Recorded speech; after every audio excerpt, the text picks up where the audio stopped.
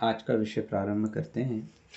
जो गृह कार्य का विषय था, वो जिन जिन ने गृह कार्य भेजा था सभी को पर्सनली रिप्लाई कर दिया है ना। उसमें यदि किसी को कोई भी शंका हो तो व्हाट्सएप पे पूछ सकते हैं, या किसी को कोई शंका हो तो अभी बता सकता है गृह कार्य संबंधी। जिन लोगों को भी रिप्लाई भेजे थे उन सभी को मेरे ख्याल से समझ में आ गया होगा कि कहाँ पर हमारी मिस्टेक्स थी, है ना। यदि किसी को अभी भी कोई डाउट है तो कृपया बताएं। ठीक है, आगे चलते हैं, नया विषय चालू करते हैं।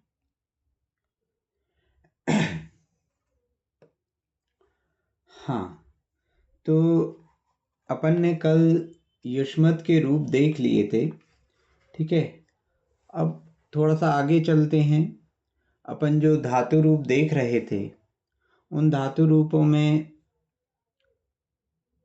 अस के रूप देखते हैं आज। अस धातु का अर्थ होता है होना।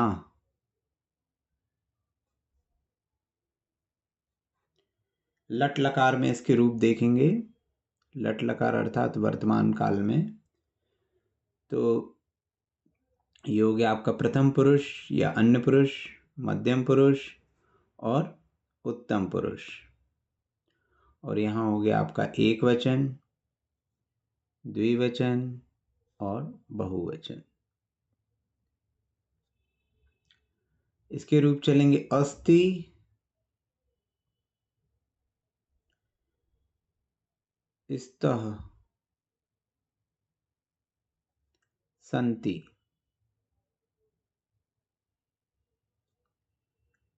असि, स्थः,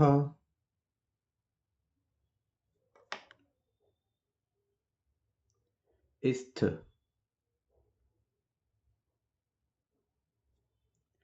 अस्मि,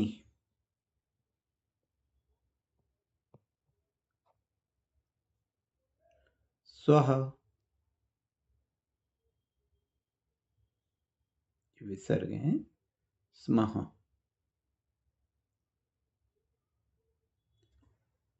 अस्ति, स्तः, सन्ति प्रथम पुरुष या अन्य पुरुष में, असि, स्थः, स्थ मध्यम पुरुष में, अस्मि, स्वः, स्मः उत्तम पुरुष में। ये अस धातु के हैं। इनका अर्थ क्या होगा? इनका अर्थ होता है होना। थोड़ा कठिन लग रहा होगा। उदाहरण आप क्यों हटा दिया इसमें द्वितीय में? उसके रूप ऐसे ही हैं, ये आपको याद करने। जी भैया। उससे नहीं लगाइए इसको तीता अंती से, ठीक है। ये अलग से आपको याद करने हैं, इसलिए पूरे लिखें ये। इसके कुछ उदाहरण देखते हैं। सह यानी वह, रामः अस्ति वह राम है,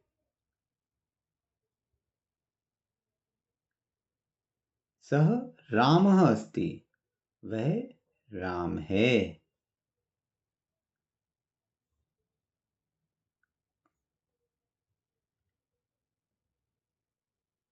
बालकौ,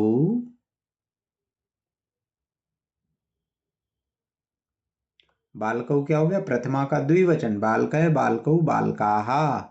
तो बालकौ स्तः, दो बालक हैं। वह राम है, दो बालक हैं।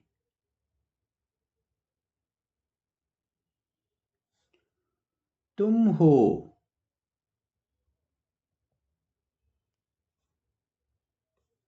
त्वम असि,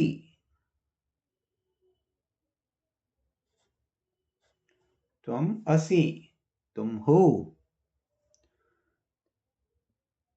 तुम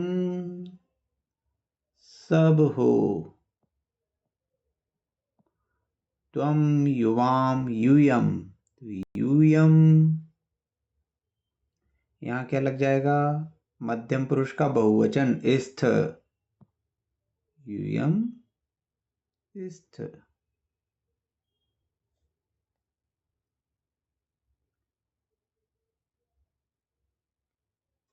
मैं हूं,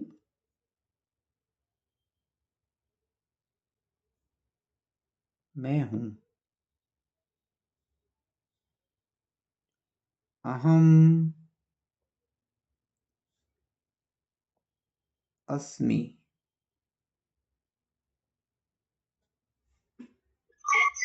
आपके घर पोस्टमैन आया, उसने पूछा कि मिस्टर जैन कौन है? तो आपने कहा मैं हूं, अहम अस्मि। ठीक है ना? समझ में आई कैसे अपन प्रयोग करते हैं? जी भैया जी। अस्ति, स्तः, सन्ति, असि, स्थः, इस्त, अस्मि, स्वः, स्मः। ये होने के लिए प्रयोग किए जाते हैं। इसका अर्थ होता है होना।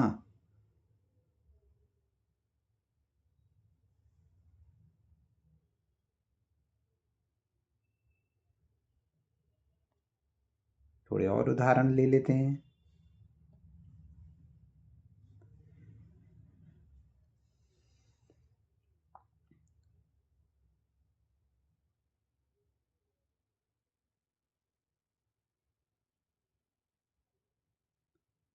मेरा पुत्र है। मेरा पुत्र है। पहले तो अपन पुत्र है अकेले को करें। पुत्र है, पुत्रः अस्ति।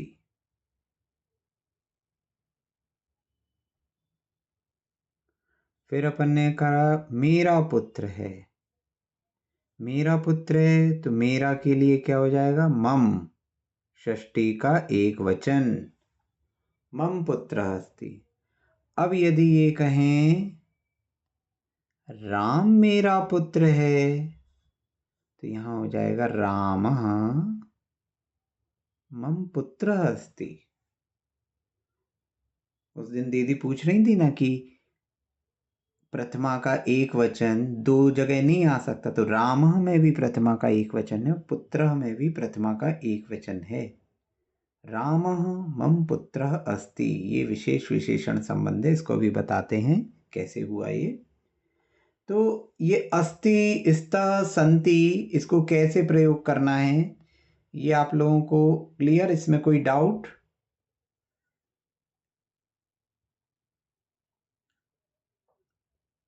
ठीक है। जैसे भैया जी वे सब हैं तो ते संति। वे सब हैं तो ते संति।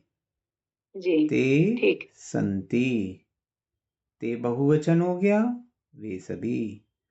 और ताह संति भी कहेंगे, क्योंकि स्त्रीलिंग और पुल्लिंग में क्रिया में कोई अंतर नहीं आता। तो वे सब हैं, वे सभी हैं, ये स्त्रीलिंग के लिए हो जाएगा सातेता, ये सह तौ ते, ये पुल्लिंग का बहुवचन। ठीक है, ये क्लियर? आगे चलें। इससे संबंधित कोई प्रश्न किसी का?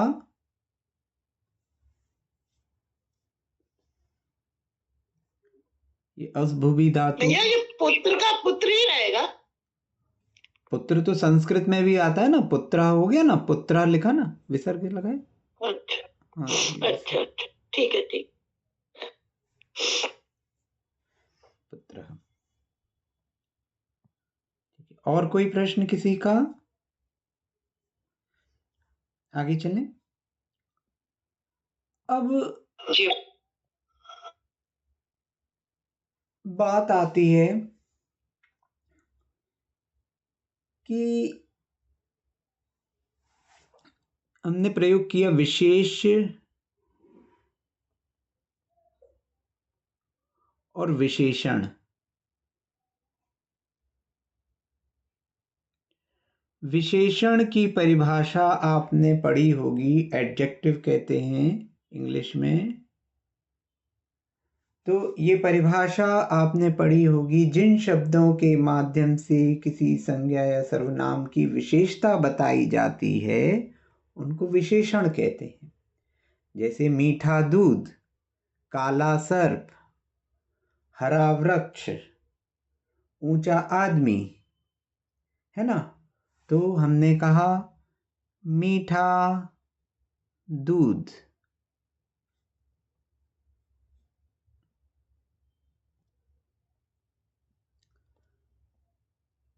हमने कहा मीठा दूध,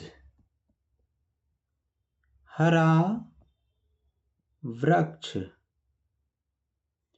सुंदर फूल, मधुर वाणी। तो यहां क्या हो रहा है, दूध कैसा है, मीठा है, वृक्ष कैसा है, हरा है, फूल कैसा है, सुंदर है, वाणी कैसी है, मधुर है। तो दूध की विशेषता बताई जा रही है कि दूध मीठा है।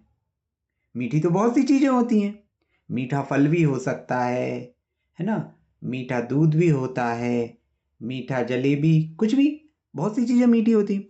तो यहाँ पर मीठा जो है वो विशेषता बता रहा है किसकी, दूध की। तो जिसकी विशेषता बताई जाए,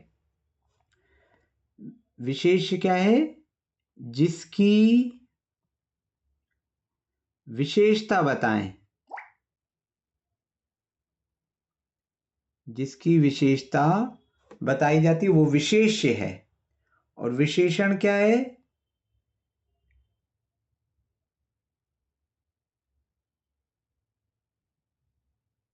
विशेषता जिन शब्दों से बताई जाए, जिन शब्दों के माध्यम से विशेषता बताई जा रही है तो वो क्या कहलाते हैं, विशेषण। तो आप देखो, जिसकी विशेषता बताई जा रही है वो हो गया विशेष्य, ठीक है, जिसकी विशेषता बताएंगे वो हो गया विशेष्य, और विशेषता जिन शब्दों से बताई जाएगी वो होंगे विशेषण। तो मीठा दूध, विशेषता किसकी है, दूध की विशेषता है। क्या है विशेषता, कि दूध मीठा है। तो मीठा शब्द के द्वारा आपने विशेषता बताई दूध की। तो जिसकी विशेषता बताई गई अर्थात दूध की विशेषता बताई गई, किस शब्द से विशेषता बताई, मीठा शब्द से विशेषता बताई।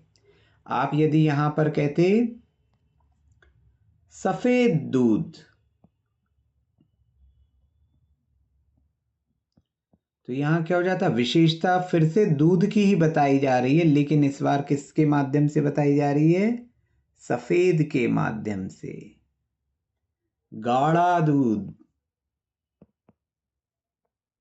पुनः आप दूध की विशेषता बता रहे हैं, लेकिन किसके माध्यम से बता रहे हैं कि वह दूध गाढ़ा है, पतला है, मीठा है ना। कैसा है, तो पीला है, सफेद है, मीठा है। तो आप विशेषता कई चीजों के माध्यम से बता सकते हैं। तो जिन शब्दों के माध्यम से विशेषता बताई जा रही है वे हैं विशेषण। जैसे वृक्ष की विशेषता बता रहे हैं तो वृक्ष हो गया विशेष्य, और विशेषण क्या है, वृक्ष हरा है, हरा वृक्ष उसका विशेषण है हरा। हम कहें ऊंचा वृक्ष, ऊंचा वृक्ष कहा तो विशेषण हो गया ऊंचा, ठीक है। सुंदर फूल, तो फूल की विशेषता बता रहे हैं कि फूल कैसा है, किस शब्द से बता रहे हैं, सुंदर। तो फूल की विशेषता हो गई सुंदर, तो सुंदर हो गया विशेषण और फूल हो गया विशेष्य। इसके स्थान पर अगर हम कहते लाल फूल, लाल फूल, तो फूल की विशेषता बता रहे हैं, फूल हो गया विशेष्य और लाल हो गया विशेषण। मधुर वाणी, तो विशेषता किसकी बता रहे हैं, वाणी की। वाणी कैसी है, मधुर है, तो विशेषण हो गया मधुर। ये आप लोग को समझ में आया कि विशेष शब्द कौन से होते हैं और विशेषण क्या कहलाते हैं? जी हाँ भैया जी। ठीक है, इसमें किसी को कोई प्रश्न? नहीं भैया, क्लियर हो गया। ठीक है, तो एक ही विशेष के कई सारे विशेषण हो सकते हैं। जैसे आपने देखा ना, दूध मीठा भी हो सकता है, पतला भी हो सकता है, गाढ़ा भी हो सकता है, सफेद भी होता है ना? एक ही समय पे कई सारे विशेषण हो सकते हैं। मीठा, सफेद, गाढ़ा दूध लाओ, तो दूध मीठा भी है, सफेद भी है और गाढ़ा भी है। सुंदर लाल बड़ा फूल लाओ, क्या बोला? सुंदर बड़ा लाल फूल। तो फूल कैसा? सुंदर है, बड़ा भी है और लाल भी है।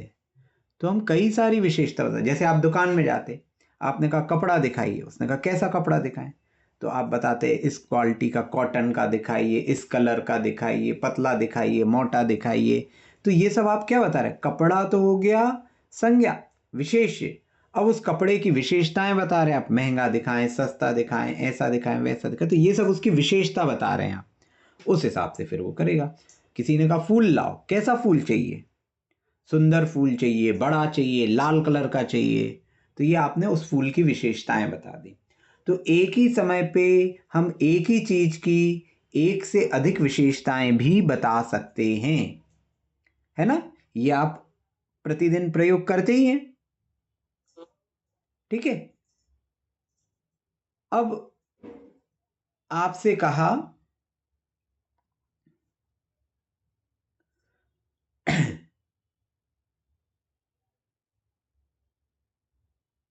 पुत्र, दशरथ का पुत्र।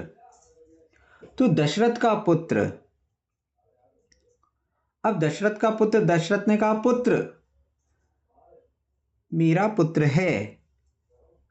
दशरथ कह रहे हैं मेरा पुत्र है। अब पुत्र है कहा है, तो कितने पुत्र की बात हो रही है? एक पुत्र की। यदि वो कहता मेरे पुत्र हैं तो बहुवचन हो जाता, लेकिन यहां पर क्या है? मेरा पुत्र है। तो अब पूछो भैया कौन? तो राम मेरा पुत्र है, लक्ष्मण मेरा पुत्र है, भरत मेरा पुत्र है। तो कौन से पुत्र के लिए बोल रहे हैं आप अभी मेरा पुत्र है? क्योंकि अब जैसे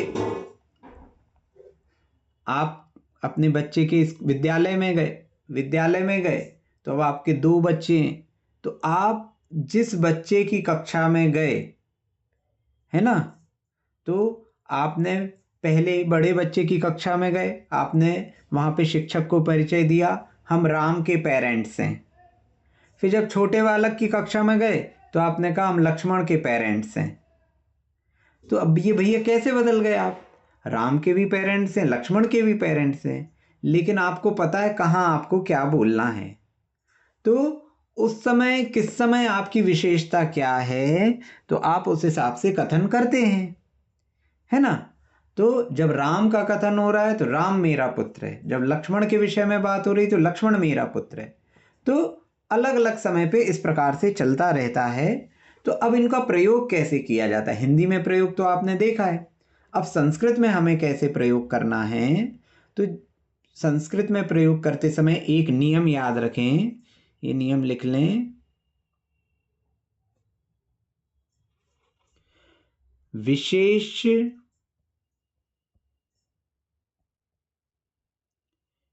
एवं विशेषण में,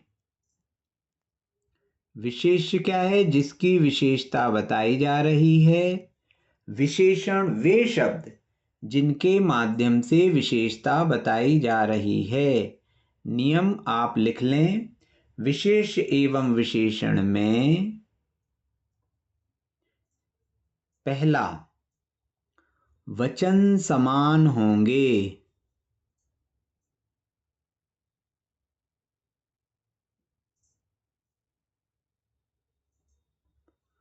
दूसरा विभक्ति समान होगी।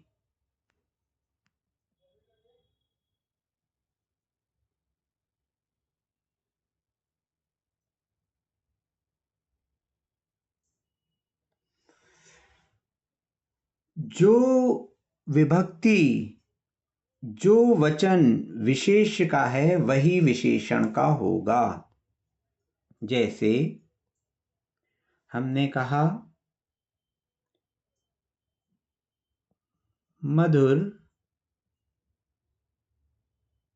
दूध, तो दूध को हमने लिखा दुग्धम, नपुंसक लिंग में चलेगा। तो यहाँ पे मधुरम, मधुरम दुग्धम, मीठा दूध। ठीक है, मधुरम दुग्धम।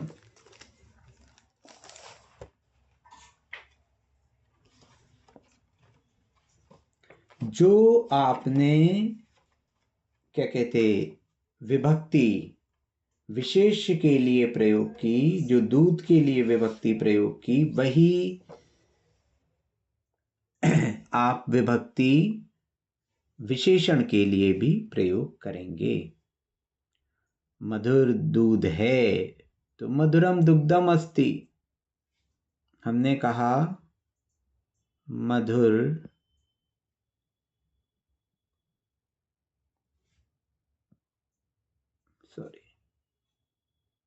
मधुर दूध के द्वारा, मधुर दूध के द्वारा। तो दूध के द्वारा यहां हो गई कौन सी विभक्ति? यहां हो गई आपकी तृतीया, है ना। तो तृतीया में आपने ले लिया दुग्धेन,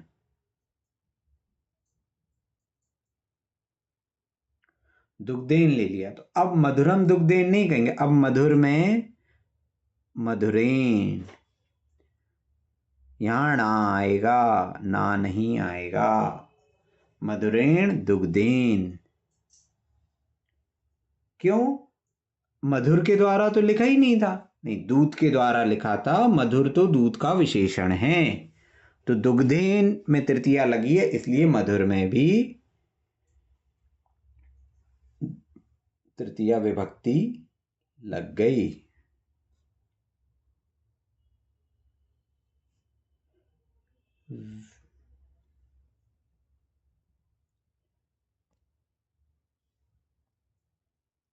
राम का पुत्र, तो ये तो आपने जल्दी से लिख दिया, रामस्य पुत्रः।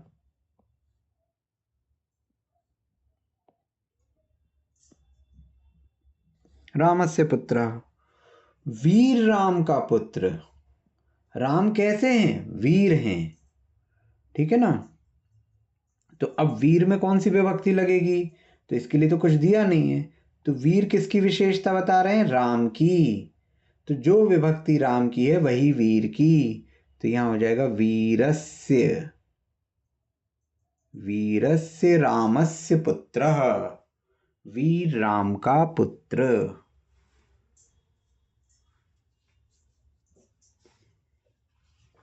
कोई प्रश्न किसी को?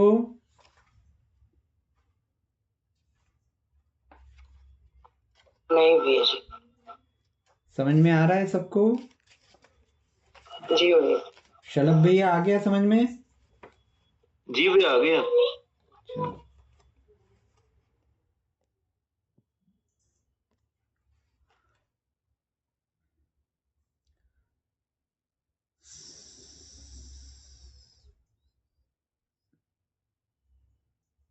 सह अस्ति, इसका अर्थ क्या हो गया? सह अस्ति, तो सह का अर्थ हो गया वह, अस्ति का अर्थ हो गया है। अब वह है, तो वह है, वह तो बहुत सारे लोग हैं, कौन है वह? हमारी समझ में नहीं आ रहा। वह राम है, वह राम है तो सह, सह में एक वचन प्रथमा का लगा रामः, ठीक है। सह रामः अस्ति, क्योंकि यहां वह की विशेषता कौन है, ये दोनों एक दूसरे में विशेष विशेषण संबंध हैं। राम वह है, वह राम। जैसे उसमें बोलते हैं ना सियापति रामचंद्र, तो कौन से रामचंद्र, सीता के पति हैं जो। तो सियापति जो हो गया वो उनका विशेषण हो गया। मर्यादा पुरुषोत्तम राम, तो कौन राम, राम कैसे हैं, मर्यादा पुरुषोत्तम है, ठीक है ना। तो भैया जी हाँ जो हमने लिखा सह रामः अस्ति, हाँ, तो इसमें विशेषण क्या रहेगा और विशेष्य किसको बोल रहे हैं हम?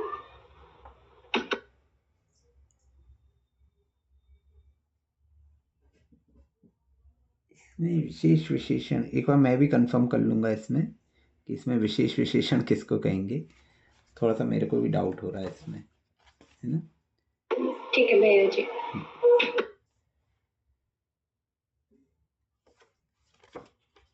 अब जैसे इसके और उदाहरण देख लेते हैं। विशेषण के विशेष विशेष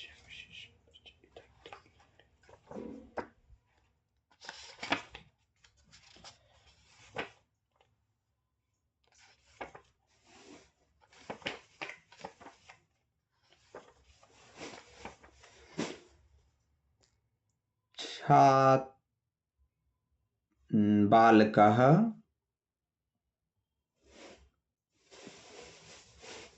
अस्ति, बालक है।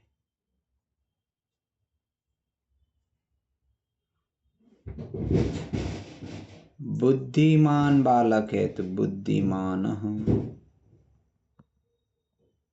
बालकः अस्ति। चतुरः बालकः अस्ति, चतुर बालक है। तो ये बालक के आपने विशेषण दे दिए, ठीक है।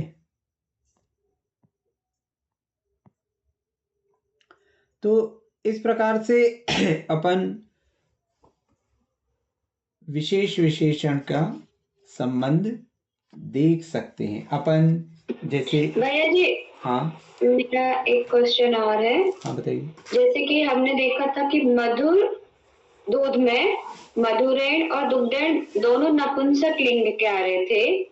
अभी जैसे हमने देखा बालक में चतुर और बुद्धिमान दोनों ऐसे पुल्लिंग के आ रहे, तो ऐसे ये भी सेम रहते हैं क्या, मतलब? नहीं, ऐसा नहीं है, ऐसा नहीं। यदि वो जो चीज़ है वो सभी लिंगों में पाई जाएगी तो उसको उसी लिंग के हिसाब से करेंगे।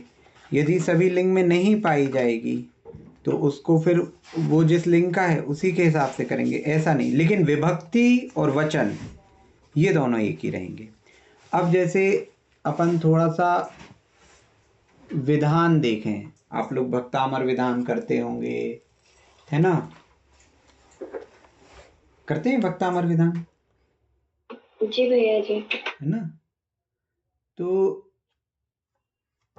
कोई सा भी अपन विधान करते हैं, शांति विधान, भक्तामर विधान। हमें भक्तामर विधान के अर्घ याद है, भैया जी ने शायद भेजे भी हैं, वही खोल लेते हैं।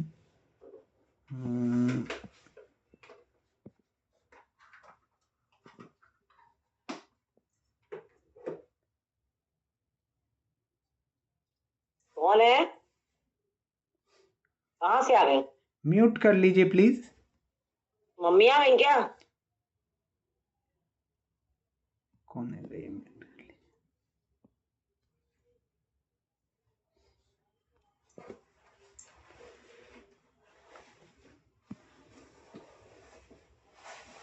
हाँ, ये देखिए, जैसे भक्तामर विधान में अपन देखें, पहला अर्घ अपन चढ़ाते हैं ओम ह्रीम विश्व विघ्न हराय, क्लीं महाबीजाक्षर सहिताय, हृदय स्थिताय, वृषभ जिनाय। तो देखो वृषभ जिनाय में कौन सी विभक्ति है? वृषभ जिनाय में आपकी, ये अब दिख रहा होगा आप लोग को, है ना।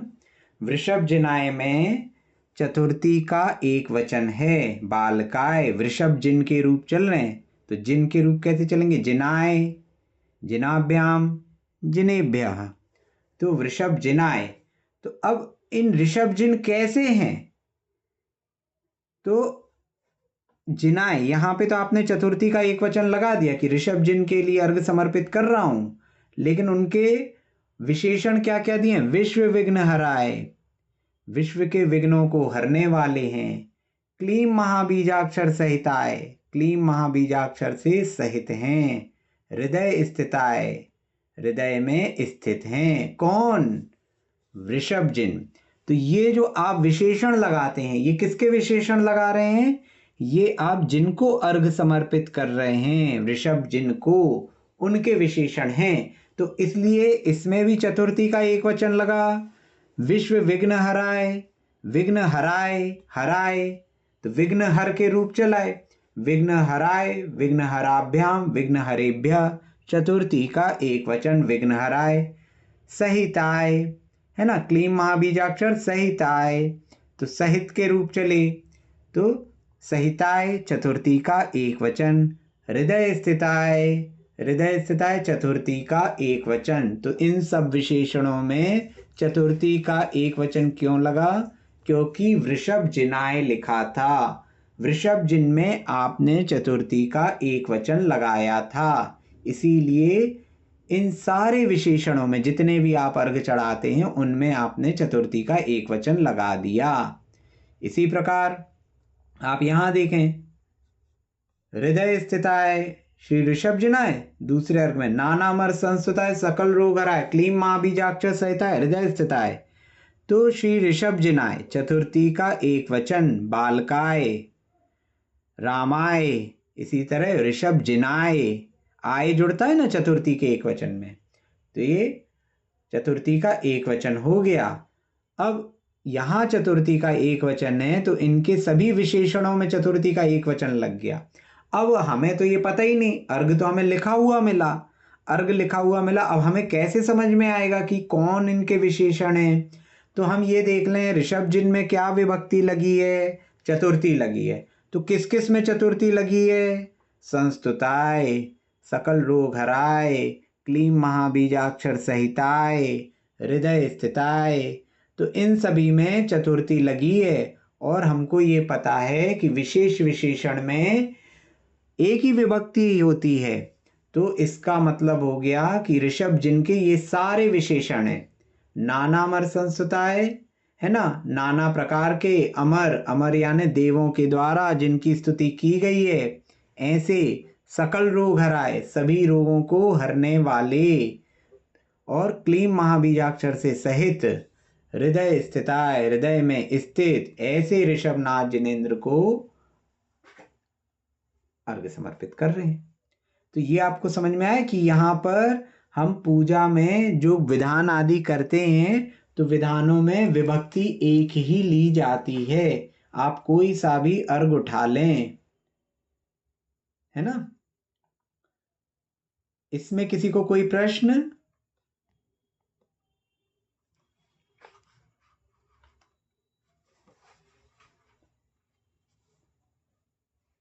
आगे चलें। भैया जी, अब जैसे आप लोग एक और अर्घ चढ़ाते हैं,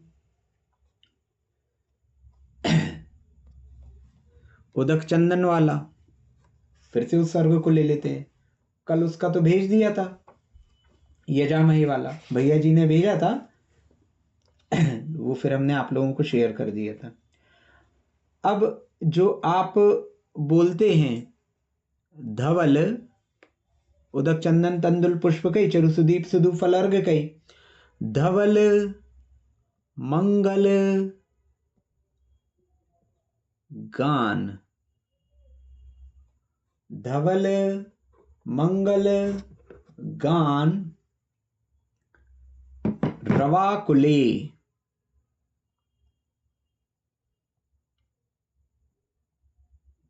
रवाकुले जिन ग्रहे।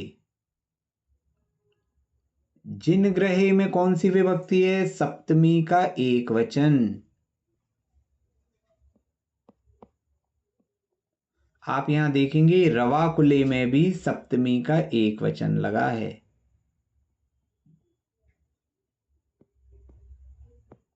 रामे, बालके, ग्रहे, तो सप्तमी का एक वचन ए लगा हुआ है। तो जिन ग्रह, कैसा जिन ग्रह है? धवल मंगल गान से रवाकुले। रव यानी होता है आवाज, है ना। कलरव, पक्षियों का कलरव होता है ना। तो धवल मंगल गान से जो गुंजायमान है, ऐसा जिन ग्रह। तो जिन ग्रह की विशेषता यहाँ क्या बता रहे हैं कि जिन ग्रह ऐसा नहीं है। जिन ग्रह इस समय पूजन आदि चल रही, तो धवल मंगल गान से रवाकुले वो पूरा गुंजायमान है ना।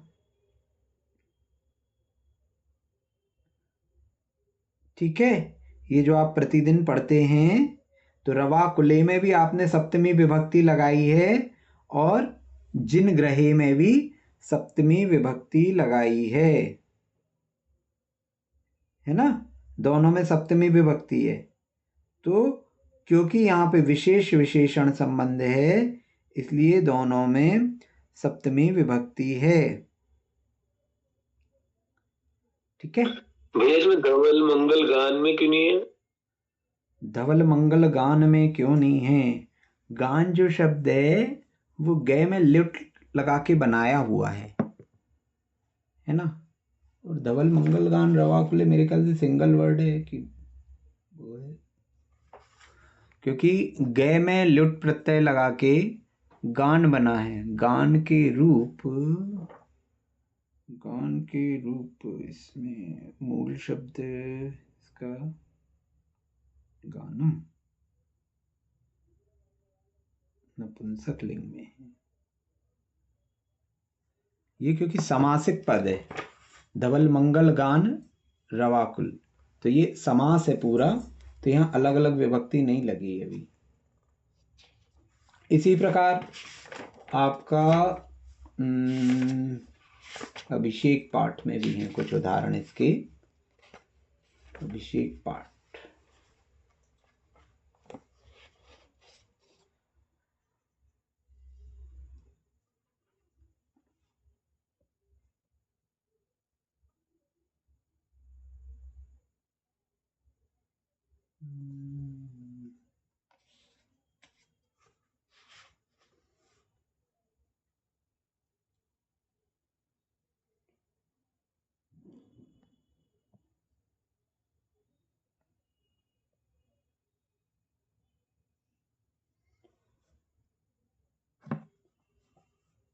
आप जब क्या कहते हैं श्री जी का मार्जन करते हैं, है ना, श्री जी का मार्जन करते हैं, तो उस समय आप पढ़ते हैं नत्वा मुहुर निज करैरमृतोपमेयैः स्वच्छै जिनेन्द्र तव चंद्र करावदातै शुद्धांशुकेन विमलेन,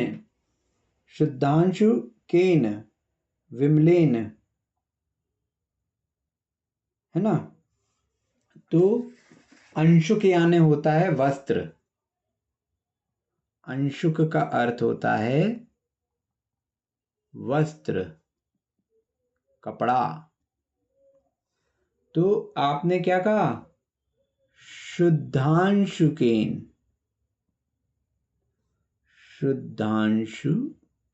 यदि आप समास कर देंगे विशेष और विशेषण का, तो फिर उनकी विभक्ति एक करने की जरूरत नहीं है, अपन समास में इसको पढ़ेंगे। तो यहाँ शुद्धांशुकेन क्या है? सिंगल वर्ड ले लिया।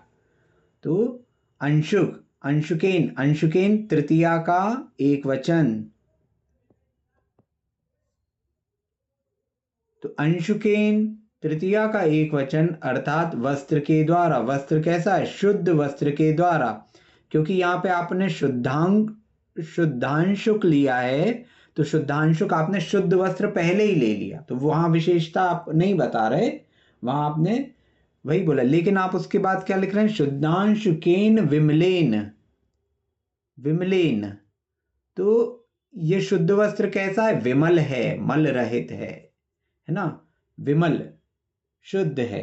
तो विमलेन जो है वो इसकी विशेषता है अंशुक की, तो इसीलिए इसमें भी तृतीया का एक वचन लगा, शुद्धांशुकेन विमलेन।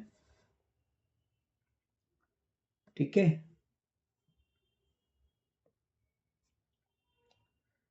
अब उसके बाद आप देखिए, देहे स्थितान, देहे, देहे क्या हो गया? सप्तमी एक वचन। देह में, देह पर, सप्तमी एक वचन, देह पर। देहे स्थितान, स्थितान जलकणान, जलकणान, जलकण पानी के कण, पानी की बूंदें, कणान। तो ये क्या हो गया? बालकय बालकौ बालकाहा, बालकम बालकौ बालकान, द्वितीया का बहुवचन, प्रथमा ने द्वितीया को। तो इसका अर्थ क्या हो गया? जलकण को। कौन से जलकण को? तो देहे स्थितान। तो इसीलिए इसकी विशेषता, जलकण की विशेषता क्या है कि वो जलकण कहाँ स्थित हैं? देह पर, देहे स्थितान। इसलिए स्थितान में भी अपन ने द्वितीया का बहुवचन लिया। उसको जलकण बोलेंगे, जलकणों को। जलकणों को बहुवचन है ना। तो जलकणों को, कौन से जलकणों को? जो देह पर स्थित हैं, क्योंकि देह आपने सप्तमी ले ली, तो स्थितान जो देह पर स्थित हैं, यहां वहां के जलकण नहीं, जो देह पर। देह पर किसकी? तीर्थंकर भगवान की, जिन बिंब पर जो देह कण जलकण हैं। तो जलकणों की विशेषता बताई, इसीलिए द्वितीया का बहुवचन यहां भी लगाया और स्थितान में भी द्वितीया का बहुवचन लगाया। ये क्लियर है भैया जी? हाँ। ये स्थितान मतलब धातु नहीं होएगी, मतलब वर्ब जिसको हम बोलते हैं, कि मतलब ये विशेषण होगा क्या? मतलब उसमें मेरे को डाउट आ रहा थोड़ा सा कि कैसे समझे। नहीं देखिए, उसके धातु रूप थोड़ी है, स्थितान के स्थित कोई धातु है क्या? यहाँ पे ये नहीं, शब्द मुझे है। पता नहीं है, मतलब जैसे हम अपन जो इंग्लिश से ट्रांसलेट करते हैं तो उस सेंस में हम उसको एज अ वर्ब काउंट कर लेते हैं ना, इसलिए पूछा। इंग्लिश में आप इसको क्या ट्रांसलेट करोगे? मतलब उस पर प्रेजेंट है, हाँ, मीन्स वो है, स्थित है।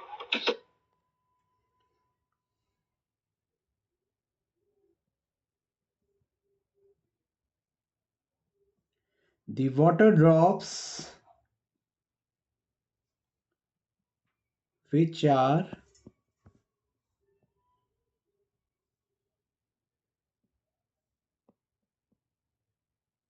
on the body, ऐसे ही कुछ अर्थ आएगा इसका, है ना? करेक्ट। तो मैं आर मतलब स्थितान आ रहा ना, आर का मीनिंग आर ऑन। आर मतलब तो हैं, लेकिन आप यहां देखो तो वाटर ड्रॉप्स, कौन सी वाटर ड्रॉप? तो which are on the body, ये पूरा आपका एक ही शब्द है। अब यहां पर अगर इसके लिए हम एक शब्द उपयोग कर लें, है ना, तो अगर इसके लिए जैसे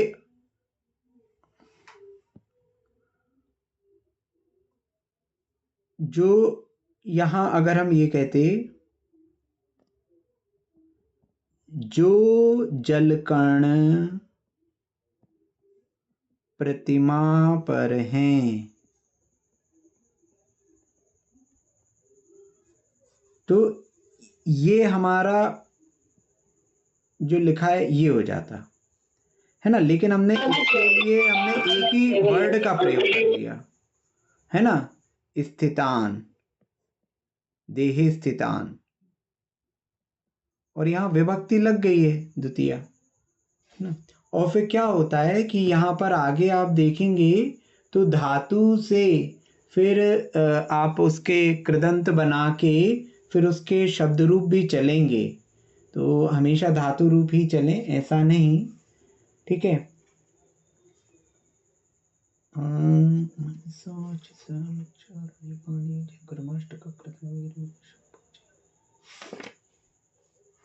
और भी बहुत सी जगह ये आपको देखने को मिलेंगे। आप अगर अभिषेक पाठ अकेले ही देख लेंगे या फिर मंगलाष्टक अकेले ही देख लेंगे तो उसमें भी, हाँ जैसे ये देखिए ना, पूज्या उपाध्याय का, है ना, मुनिवराह रत्नत्रयाराधकाः, अपन ने कहा श्री सिद्धांत सुपाठ का मुनिवराह, मुनिवराह मुनिवराह तो मुनिवर के रूप चला है, तो मुनिवरः मुनिवरौ मुनिवराह, ये हो गया मुनिवराह प्रथमा का बहुवचन, ठीक है। फिर आगे हमने लिख लिया रत्नत्रयाराधिका, तो रत्नत्रय के आराधक, रत्नत्रयाराधक, तो मुनिवर कैसे रत्नत्रय आराधक, तो मुनिवर की विशेषता है कि वे रत्नत्रय के आराधक हैं, तो मुनिवर में प्रथमा का बहुवचन लिया तो रत्नत्रय आराधक में भी प्रथमा का बहुवचन लेंगे, तो इसलिए रत्नत्रयाराधकाः, सॉरी रत्नत्रयाराधकाः। तो रत्नत्रयाराधकाः में जो प्रथमा का बहुवचन लगा है वो इसलिए लगा है कि ये मुनिवर की विशेषता बता रहे हैं, तो यहाँ पर भी विशेष विशेषण संबंध होने से एक ही विभक्ति लगेगी। आप जब स्तोत्र पाठ आदि कुछ भी करते हैं तो उनमें बहुत से ऐसे प्रसंग आते हैं जब विशेषताएं बताई जाती हैं, तो वहाँ पर एक ही विभक्तियां लगी होती हैं, ठीक है ना। आचार्य जिन शासनोन्नति करा, है ना। तो इस प्रकार से आपको बहुत सारी जगह ये देखने को मिलेगा, ठीक है। ये विशेष विशेषण में किसी को कोई समस्या, कोई प्रश्न हो जो अपने अन्य उदाहरण देखे या किसी और चीज से संबंधित प्रश्न हो। भैया थोड़ा सा अलग से प्रश्न है, जो बीजाक्षर होते हैं जैसे सा भा और जो मतलब अष्ट प्रत्याहार के साथ आते, तो इनका कोई रिलेशन होता है कि सा इस वाले प्रत्याहार के साथ आएगा, भा इस प्रत्याहार के साथ आएगा? क्या अपन शांति धारा वगैरह करते ना जब, तो बीजाक्षर आते हैं ना, बीजाक्षर अच्छा बीजाक्षर आते हैं, तो उनका कुछ रिलेशन होता है कि अशोक के साथ में हा आएगा या इसके साथ में शा आएगा? अब उतना तो मुझे नॉलेज नहीं है है ना। आप प्रदीप भैया जी से पूछ लेना, है ना, अगली क्लास में उनको पूछ लेना भैया जी।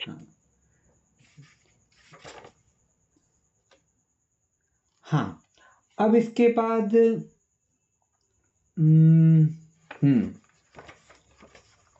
ये हो गए अपने। तो अब हम एक चीज और देख लेते हैं।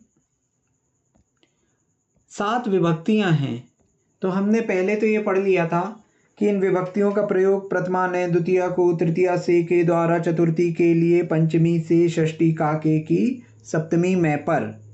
अब थोड़े और नियम देख लें इसके। तो अब हम 7 विभक्तियों का प्रयोग देखेंगे। प्रथमा विभक्ति, इसका प्रयोग कहाँ कहाँ होगा, ठीक है। प्रथमा विभक्ति का प्रयोग कहाँ होगा? प्रथमा विभक्ति का प्रयोग सबसे पहले कर्ता के लिए, कर्ता के अर्थ में,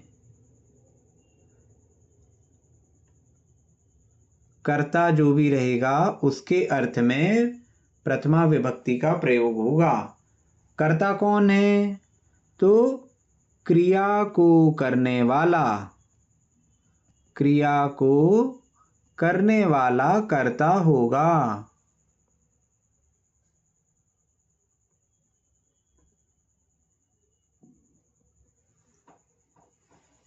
जो क्रिया को कर रहा है।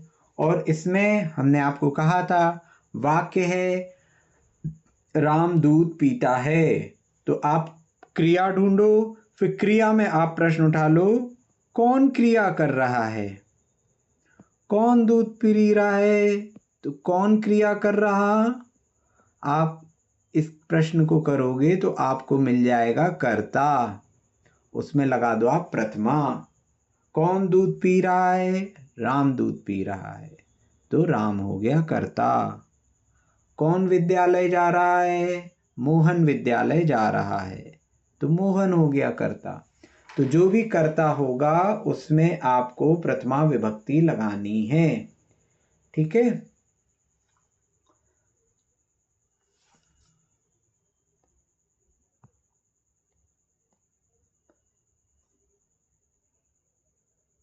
दूसरा कि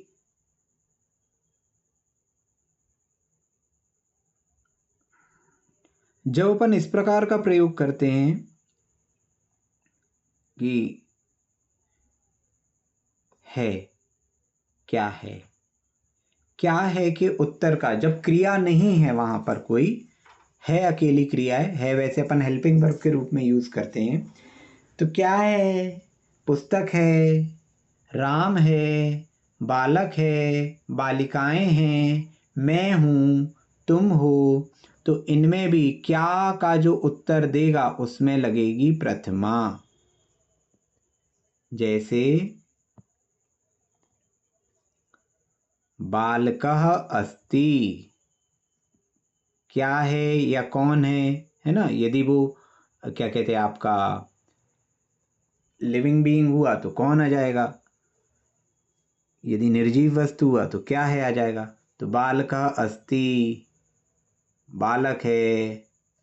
हमने कहा पुस्तकें हैं, पुस्तकें, आपने पूछा अलमारी में क्या है, हमने उत्तर दिया पुस्तकें हैं, है ना। उत्तर हमने दे दिया पुस्तकें हैं, तो पुस्तकें बहुवचन है आ रहा है, तो हैं के लिए क्या हो गया संति। तो क्या है, पुस्तकें हैं, तो इसके साथ क्या लग जाएगा, पुस्तकें के साथ प्रथमा लगेगी। तो पुस्तका होगा कि पुस्तकानी होगा, पुस्तक नपुंसक लिंग का है तो पुस्तकानी संति, पुस्तकानी संति। ठीक है।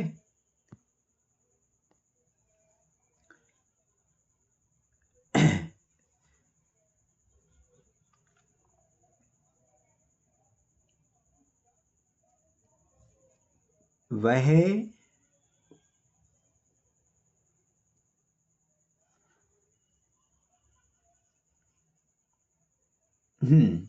आपसे पूछा गया, आपसे कोई आया, आप खड़े हुए हो, तो आपसे पूछा कि सीता कौन है, तो आपने हाथ से दिखा के कहा वह सीता है या फिर वह है, आप ऐसा बोल देते हो। तो आपने कहा वह है। अब आप चूंकि जानते हो कि वो स्त्री है क्योंकि आप उत्तर दे रहे हो, तो आपने है के लिए तो हो गया अस्ति, और वह है, तो वह है तो सा अस्ति। और यदि राम के विषय में पूछा जाता तो आप कह देते स अस्ति। ठीक है। तो इस प्रकार से जहां पर कर्ता का आपको अभिप्राय लेना हो तो प्रथमा लगा दीजिए, और जहां पर कुछ है की बात चलती है, कौन है या क्या है, अन्य कोई क्रिया नहीं है, अस्ति स्त संति है की बात है, तो वहां पर जिस चीज के होने का आप बोध करा रहे हैं उसमें प्रथमा लगा दीजिए। ठीक है। तो आज अपन कुछ उदाहरण देखे और गृह कार्य में कुछ और अपन वाक्य देख लेंगे, उन वाक्यों को आप करके देखिएगा, फिर जो भी आपको समस्या हो आप बताइएगा। ठीक है। किसी का कोई प्रश्न इसमें? अभी तो नहीं है भैया जी। अभी नहीं है, बहुत अच्छी बात है। भैया जी जो ये करता है उसमें सिर्फ क्या है और कौन है ये दो ही आएंगे क्या? और भी जैसे क्वेश्चन वाले वो होते हैं तो वो सब नहीं, जैसे कैसे, कहाँ, कब, वो सब नहीं आएगा ना? आप उदाहरण दीजिए।